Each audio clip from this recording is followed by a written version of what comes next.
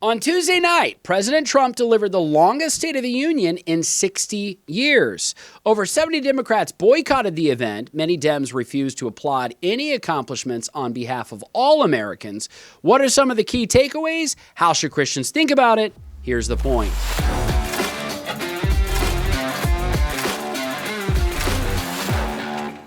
108 minutes. That's how long President Trump spoke before a joint session of Congress on Tuesday evening. Roughly half of House and Senate Democrats boycotted it entirely, including House Minority Whip Catherine Clark and Representative Alexandria Ocasio-Cortez, who held counter events rather than face the music. Representative Al Green was escorted from the chamber very early in the night after interrupting the president and waving a sign. Representatives Ilhan Omar and Rashida Tlaib both shouted from their seats, breaking decorum during President Trump's speech, especially when the president talked about Somali fraud and the number of Americans who died as a result of a mass illegal immigration. The State of the Union is the most consequential speech for the president, and there is a reason that no sitting president ever wants to miss the opportunity to speak to joint members of Congress. And it is the greatest stage in the world, especially in a midterm election year. The State of the Union frames the administration's record. It sets the legislative agenda, and in a midterm year, signals exactly what each party will run on through November. This speech was that and more, and has received much praise from Republican strategists and conservative political commentators for what Trump did so well. The Democrats knew that this would be Trump's victory lap, and a stark contrast from what took place during the Biden years. That is precisely why many chose not to be present for the speech, because frankly, it doesn't strengthen the Democratic Party's argument for why they should be the party in power. The entire room on Tuesday night told the story. Republicans stood and cheered for American heroes and patriots. Republicans stood for tax cuts. They stood for the protection and defense of American families and American citizens from the criminal carnage of illegal immigration. They stood for the American middle class. They stood for voter ID laws requiring only citizens can vote in federal elections. Democrats refused to acknowledge any accomplishments that were good for the American people as a whole. Falling inflation, historic low crime rates, acknowledging the victims of illegal immigration, or a call to protect children from gender ideology. That silence from Democrats was not political confusion. It was electoral strategy. Democrats cannot afford for Americans to believe both that Biden was a catastrophic failure and that Trump's second term is a triumph. If both are true, and they certainly are as a matter of record, Democrats have next to no argument heading into November. So what are some of the key takeaways from Tuesday night's speech? The first is Trump's record on the economy since taking office last year. Trump reported the results after just 1 year. Inflation was at 1.7% as of the last month of 2025. The national average for a gallon of gas went below $2.30 per gallon. Mortgage rates are now down below 6% for the first time since 2022. The Dow hit 53,000 points for the first time. There is over $18 trillion in new economic investment in the United States, while more than 2.4 million Americans have rolled off of food stamps. Add to that, the murder rate posted today is in the largest decline in history. It is the lowest in more than 125 years. Now, Republicans stood and clapped for all of these accomplishments, while Democrats were noticeably silent. Now, this is a rapid departure from where historic State of the Unions used to be. Regardless of who the party in power is or the party in the Oval Office was, Democrats and Republicans would generally be supportive of any accomplishments that champion the American people and a better way of living for the American people. You cannot make an argument that you are better fit to govern the majority of Americans when you actively root against Americans when you're not in power. And that was the argument Democrats clearly put on display on Tuesday night. Which brings us to the second crucial takeaway: border security and mass illegal immigration. President Trump made this contrast abundantly clear. He said, "One of the greatest things about the State of the Union is how it gives Americans the chance to see clearly what their representatives really believe." And he followed it up by saying, "So tonight, I'm inviting every legislator to join with my administration in reaffirming a fundamental principle. If you agree with this statement, then stand up and show your support.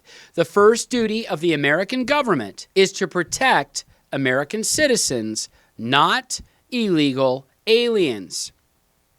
It was on that note that Democrats, with the exception of Senator John Fetterman of Pennsylvania, remained seated, and the entire rest of the assembly, including many of those in the gallery on the second floor, stood in applause. Lest we forget, millions upon millions of illegal immigrants poured across the southern border under Biden's administration. The president reported 11,888 Americans murdered by illegal immigrants under Biden's policies. He then introduced them by name. Elizabeth Medina's mother, Jacqueline, whose daughter was stabbed to death.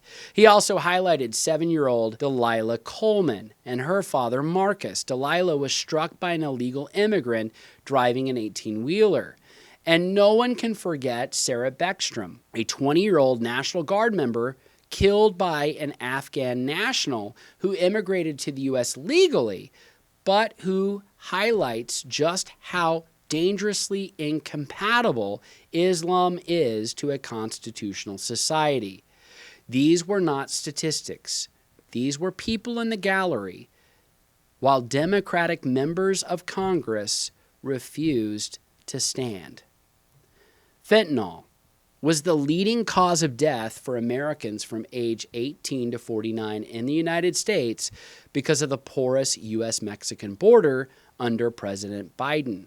And all of that was apparently a choice. It was not an inevitability to have such lawlessness at the southern border.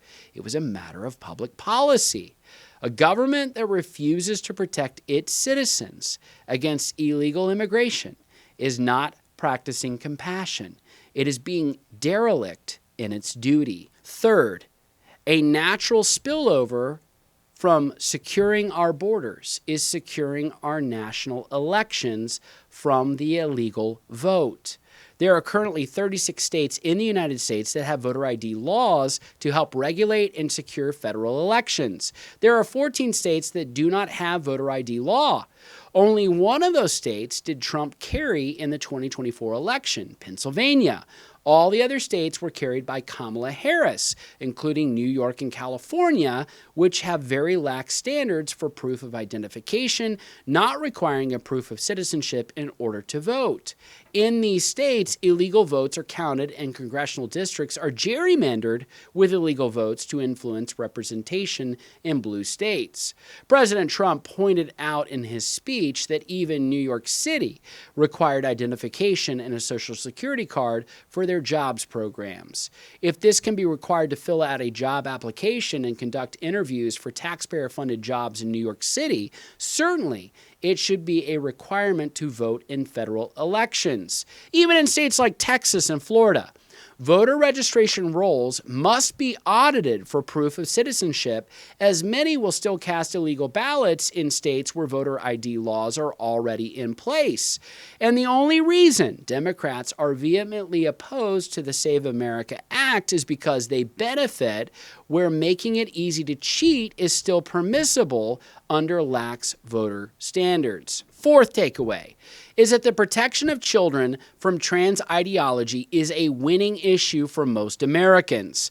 The story of Sage Blair is heart-wrenching, and it is proof that the trans ideology knows no bounds. There are no limits to the distance they are willing to go to prey upon the weak, defenseless, and innocent in order to advance their agenda. Sage's school in Appomattox County, Virginia, attempted to transition her without her parents' knowledge or consent, fracturing her family. Trump called for an immediate federal ban on schools conducting gender transitions without parental consent and on states removing children from parents who decline to affirm a gender identity. The president said, quote, "No state can be allowed to rip children from their parents' arms," while Democrats sat in stone-cold silence. Not one of the left stood for a mother whose daughter had wrongfully been stolen from her, only later to be rescued and returned.